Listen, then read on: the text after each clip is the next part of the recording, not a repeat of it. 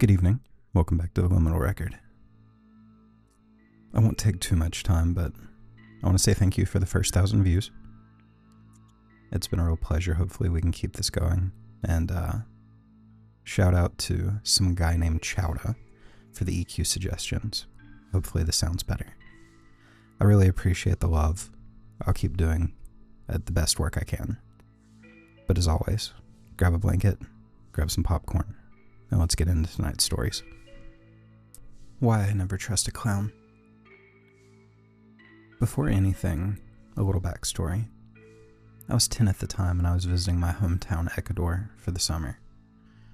At the time I knew just about everyone in my small little town, Lucy, and so did my parents, which is why they let me go on my own that day. Anyway, here's the encounter.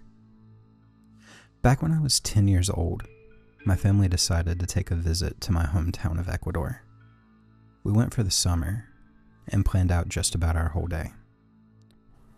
One day, my mom and dad were getting ready to go to a wedding, and I was in the house with them. My big sister went over to a friend's house, and my other relatives had already left for the wedding. I was supposed to stay at home, alone for the duration, but I saw that it was a beautiful day out and decided to ask my mom and dad to go to the park that was no more than 2 blocks away.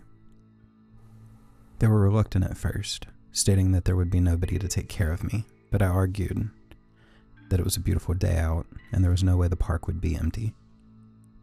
They kept getting dressed as I kept on arguing until they finally gave in. They said that I can go to the park as long as I was back before dark. I agreed and ran outside to head for the park. It took me no more than 10 minutes to get there, and I was ready to make new friends and play around. But oddly enough, there was nobody else in the park. It looked abandoned, which was weird, seeing how it was one of the only 2 parks in the entire city. It should have been packed, but I paid no mind to it. I believe I ran over to a swing set, or slide, it was 12 years ago, I can't remember, and played around. As I played, I suddenly heard a voice from the distance. A clown was on the other side of the gate and motioning for me to get closer. Behind him was a white van, which I had noticed before, but I had just thought it was a delivery truck of sorts. I slowly started walking towards the clown and stopped a good distance away from him. He asked me in Spanish, "Hey kid, do you like clowns?" I nodded no to him and he gave me that clown frown and then said, "Well, let me see if I can change that." He opened up his car and by looking inside, I saw there was only 2 boxes, though I wasn't sure what they were filled with, and that was it. No seats, no posters, just those 2 boxes, and then complete emptiness. Being a child, I still paid no mind to it, and watched as he pulled out a deflated balloon. He wrapped his lips around the end and blew it until it was fully inflated. He tied the end and started to form the balloon into a balloon animal of a dog. He showed it to me and I smiled. He then motioned for me to come closer, to which I complied. He handed the balloon to me and said, "Do you like?" I nodded yes this time and gave him a little smile. He grinned the creepiest way possible. The grin was so creepy that even as a kid I knew to back away a bit. The clown said that if I wanted to see the rest of the tricks I would have to get into the truck. I told him that the exit was on the other side of the park and I wouldn't be able to climb the small gate. He then said a few words that haunt me to this day. "Get a little closer and I'll carry you over. Then we can have loads of fun in my truck. Come on, kid." While saying all of this, he still had that creepy grin plastered across his face. I merely backed away and told him, "No, it's okay, sir." His grin turned to anger as though he was annoyed at this. He placed his hands on his hips and said, "Aw, but we're gonna have so much fun."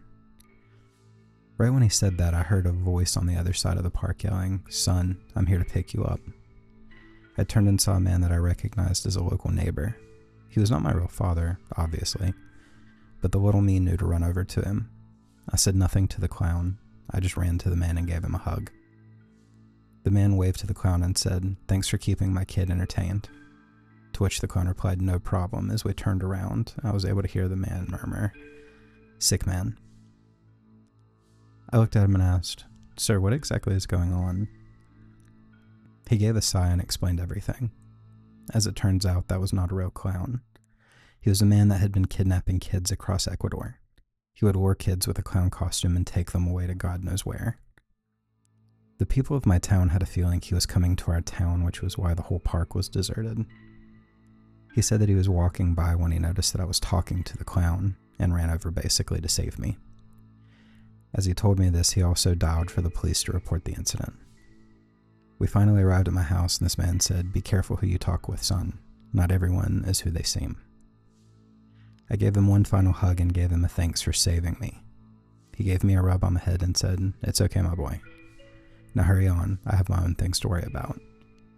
I nodded and ran in the house.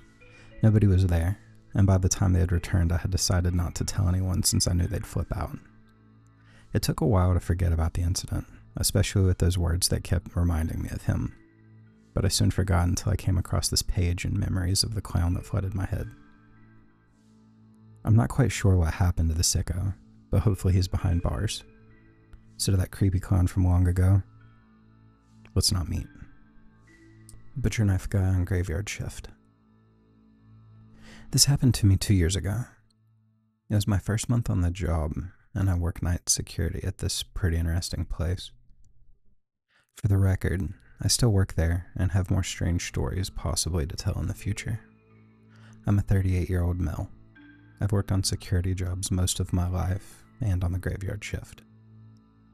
I was an event security guard for various and well-known concert venues for years, so I've seen my fair share of strange things and crazy people.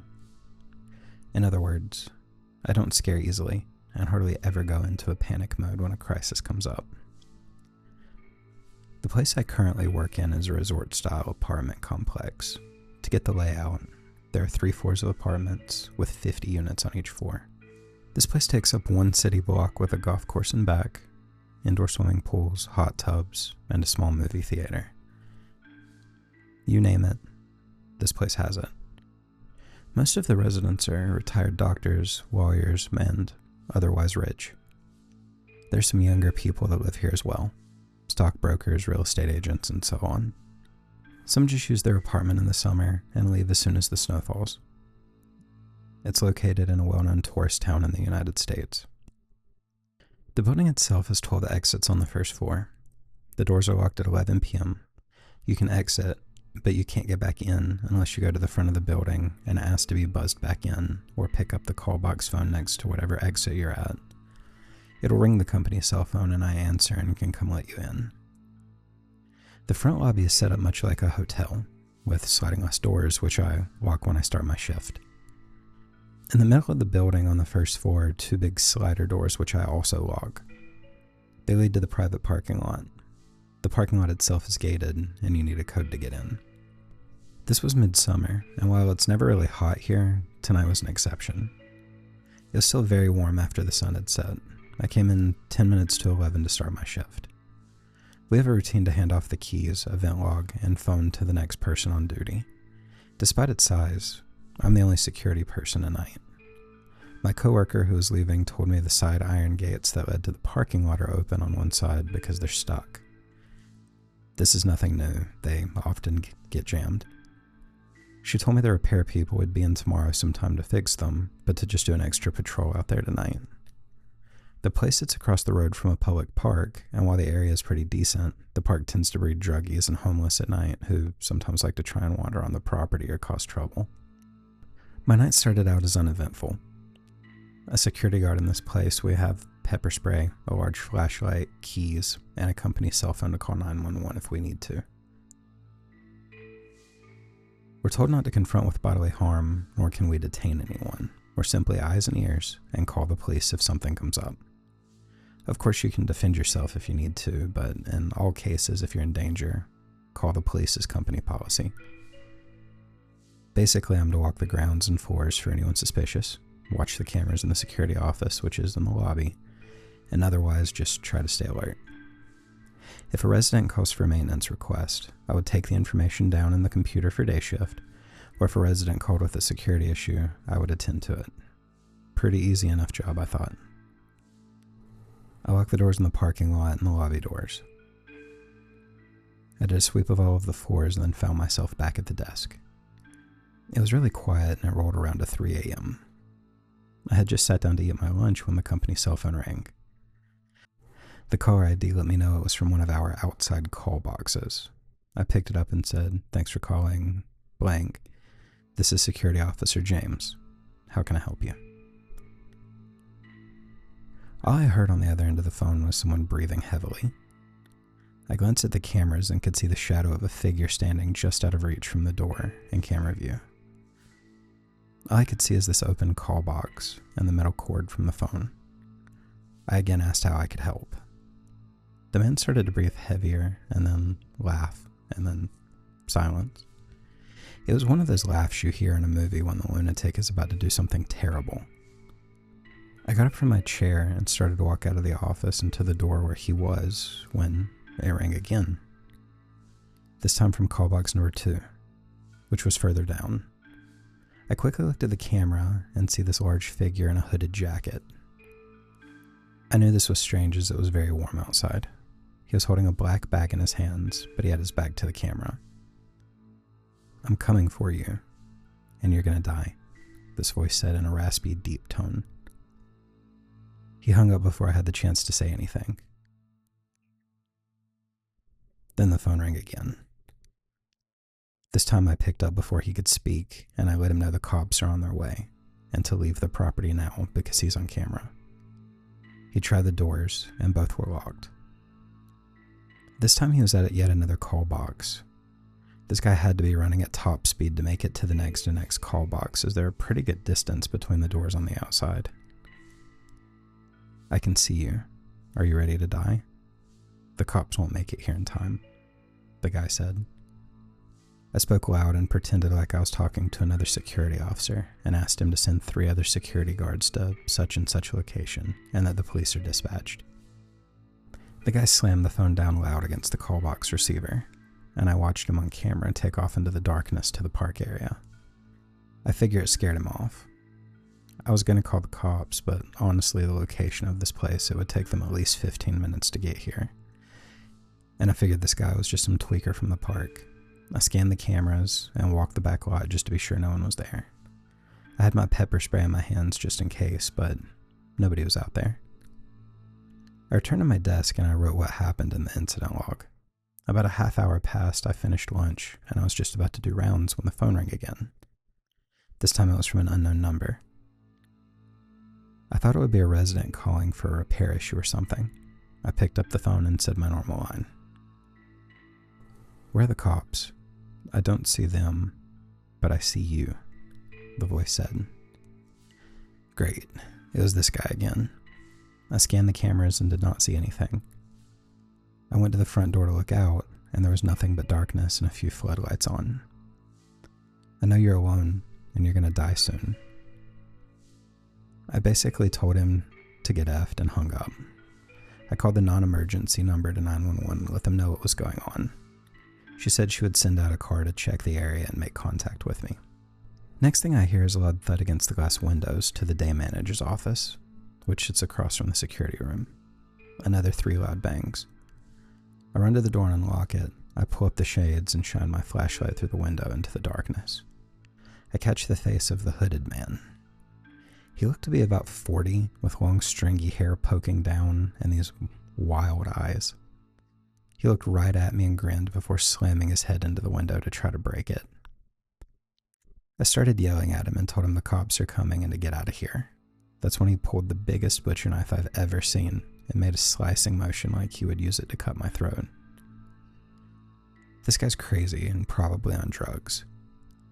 He continued slamming his body against the glass trying to break it. He used his head to try to break the window, but managed to bust his head open. So the window now has blood all over it. I backed out of the office and locked the door to it. I then decided to wait for the cops as this guy was out of control and my pepper spray wasn't going to stop him. The last thing I wanted was to handle a bloody, crazy person. He ran to the nearest side door and took the call box phone off the hook. He ran to each call box and removed all the phones, which caused my company's cell phone to ring and jam up the line. The guy had to be on meth or something because he ran as fast as I could imagine. I watched the camera and noticed to my horror, the sliding door to the garage was open. Now, it was common for residents to go out to their cars and then lock the door themselves. It's just a sliding lock, like the kind in department stores. But this is the last thing I need with this nut job running around. I sprinted across the building and took a shortcut through a couple banquet rooms to make it to the garage. As I was doing so, I saw that crazy guy running up the garage pathway.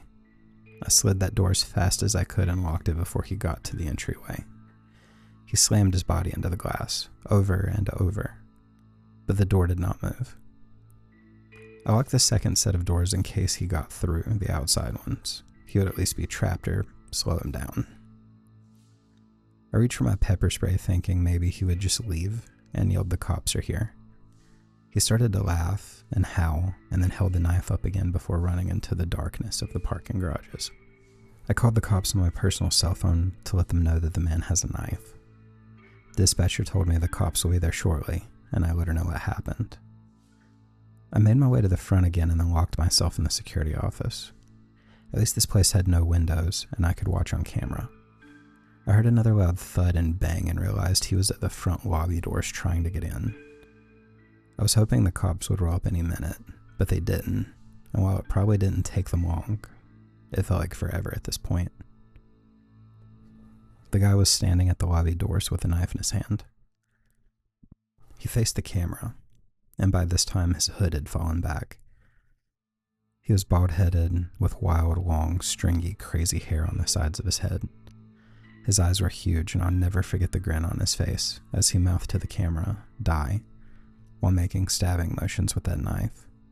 Blood running across his face from slamming into the glass, he ran out into the darkness. About 5 minutes later, the cops showed up. They sent one officer. He asked me what the guy looked like, and I told him I have camera footage. He drove through the area and shined a spotlight. The cop returned to tell me that he couldn't find anyone, and he'd driven around the entire block and back area behind the golf course. I showed him the footage and printed out a picture from the camera. The cop said he didn't see any sign of the guy, and that he would patrol the area and call back if he came again. It was nearly 5 a.m. when the cop left. I waited until 6 when it was daylight and people were starting to get out and about before I walked around and hung up all the phones from the call boxes. This guy literally took all 12 phones off the hook. When my manager came in during the morning shift at 8, I told her what happened, and she said she would keep an eye out and have a meeting to let everyone know who worked there know, and to be aware. They had an extra security guard on my shift for 2 weeks after, but the guy never returned. The cops never found the guy or who he was. So crazy bloody guy with a knife? Let's not meet again. It should have been a beautiful drive, but it was a trap. The story is why I always tell someone where I'm going and how I'm getting there. I lived in New Mexico for several years before moving to the Midwest. My friend Amy and I, both females, would spend many days exploring the remote corners of New Mexico, discovering abandoned ghost towns and enjoying the quiet, desolate beauty of the desert. One afternoon in March of 2010, we were traveling from Ruidoso to Albuquerque. Always up for exploring, we took a back road rather than traveling the more direct highway. One leg of our journey had us on NM55. It's a remote, teeny-tiny, 2-lane highway. We love those types of roads, up until that day. This part of New Mexico is flat and desolate desert. You can see for miles.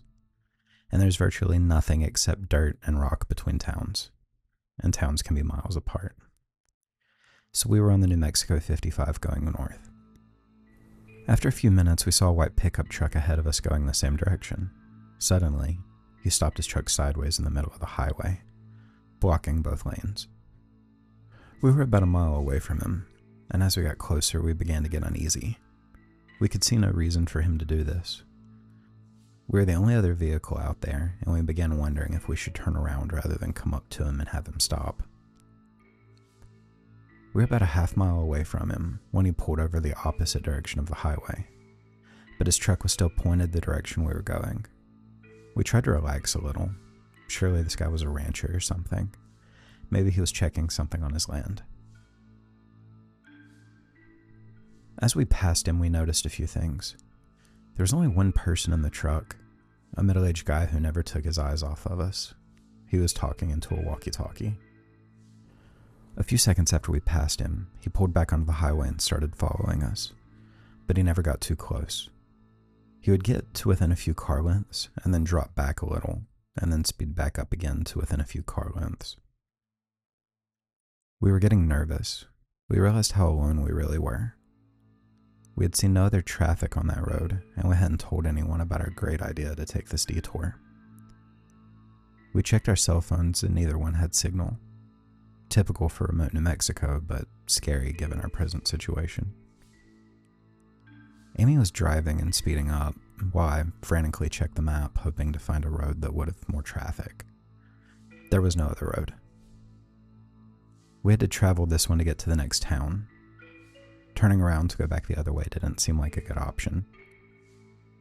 After a few minutes, we saw another pickup truck coming towards us. He was going very, very slowly, maybe 20 miles an hour, if that. This pickup was old and beat up, whereas the one behind us was newer. Amy had us up to 75, which wasn't typical for us on these 55-mile highways, and we blew by the old pickup. As we passed it, we saw it was another middle-aged guy, and he was also talking into a walkie-talkie. After the white pickup passed him, he pulled a U-turn and then pulled in behind it. As we watched, we could see the white pickup truck guy talking into his walkie-talkie. No doubt these two knew each other. We were being deliberately followed, and for the first and only time in my life, I felt hunted. They stayed right behind us. We watched for obstacles in the road. We truly thought an old beat-up pickup guy had set up a trap in the road, and our vehicle would be disabled somehow. We talked about driving into the fields. We were in an SUV, but this obviously was their territory, and we were afraid of what would happen if we went off-road and got cornered, so we stayed on the highway. By now, the white pickup truck was right in front of us. We could see him talking into the walkie-talkie, and he stayed right on our bumper. An old, beat-up pickup truck guy was right on top of him. The three of us sped down the highway. The white pickup truck inched closer. His maneuvering and edging closer made it apparent that he was trying to bump us. I watched helplessly as he got within inches of our back bumper. Amy floored it.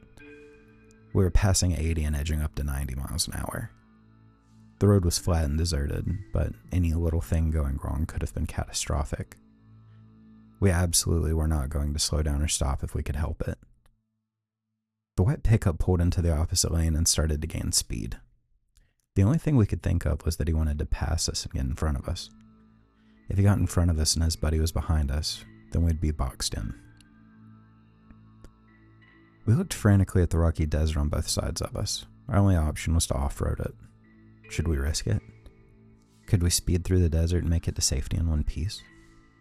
As we topped a small incline, we saw a sign that said Salinas Pueblo Missions National Monument, and it pointed towards the road on the left. Right at that moment, a blue pickup truck pulled out of that road and onto the highway in front of us. As we came up on the blue pickup, we saw the plate said U.S. Park Service. We looked at each other and then looked behind us. Both pickup trucks did U-turns and went the other way. We followed the pickup to Mountain Hare and then made our way to Albuquerque. I don't know exactly what those guys' intentions were, but they weren't good. There's something seriously wrong out there. I notified state police and they said they would keep an eye on things. The area is very near Belen, New Mexico, which is where Tara Calico was abducted. It's also about 100 miles from Elephant Butte, which is where David Parker Ray had his little secret torture laboratory. We didn't put all that together until later. Even though David Ray had died by the time this had happened to us, we do believe there are others out there like him. And whoever abducted Tara has never been caught. Or maybe we came into meth lab territory, but since this happened on an actual highway rather than a backcountry road, I tend to discount the meth lab theory. Whatever is going on out there, it's not good. So let's not ever meet, or have anyone else ever meet these guys. The Tent in the Trees. The story takes place in August of 2013, in the mountains of southern Oregon. I'm a USAF Security Forces airman. My girlfriend was at work, and as a swelteringly hot day began to turn into thunderstorms, My buddy Nick, another military cop, and I decided to go explore some back roads and get out of the heat in town. Southern Oregon is crisscrossed with logging roads, some actively used and many totally forgotten and grown over. Nick and I spent many of our days starting off the roads that we knew, finding roads we didn't know, driving for hours into the mountains, eventually navigating back to paved roads. On this particular day, with storm clouds building over the mountains, we set off on a road we had never been on and began to drive into the mountains. After driving for around an hour, we hadn't seen nor heard any signs of other people in the woods. We rounded a bend in the thick fir woods and emerged in a meadow that was totally surrounded by thick aspen groves.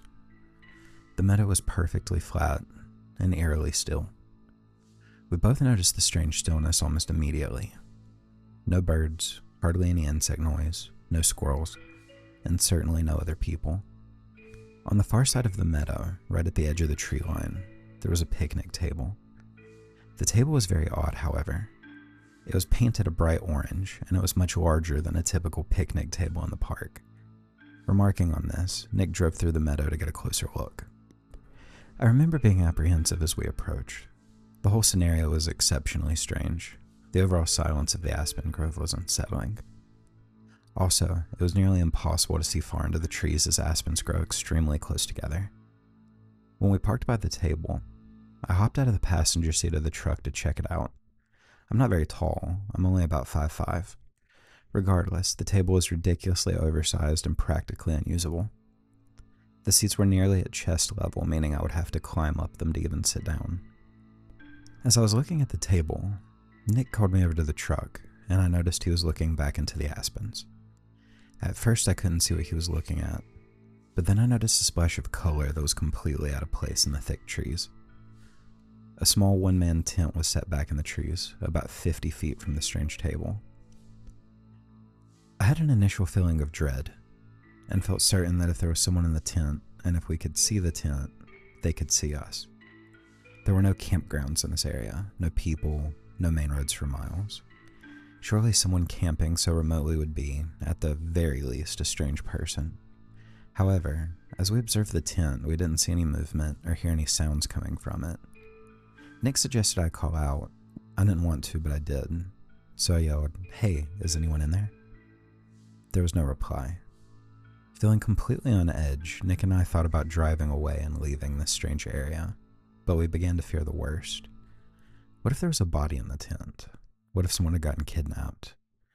I know it was foolish, but we thought it all the same. After some debate, we decided to have Nick turn the truck around to drive away from the camp. Should we need to leave in a hurry, he would be waiting behind the wheel. With my heart pounding, I started walking through the trees towards the tent. I was totally keyed up with senses on full alert. When I reached the campsite, several things struck me as odd. Backpacks were scattered all over. No fire had been built. No wood collected. The tent was literally full of backpacks and women's clothing. Full of dread, I turned to leave and tell Nick what I had seen. As I left, I heard Nick start yelling, "Let's go, let's get out of here." Not knowing why he was yelling, I ran back to the truck. When I broke out of the trees, I saw an old beat-up Ford Taurus on the road, blocking us from leaving the meadow. I immediately leapt into the passenger seat, and Nick floored the gas pedal. The car was occupied by 2 men. A third person was laying against the window in the back. As we drove across the meadow, the driver attempted to block us from the road, but Nick drove around them and accelerated the way we had come from. I looked back and saw the car attempting to turn around on the narrow road.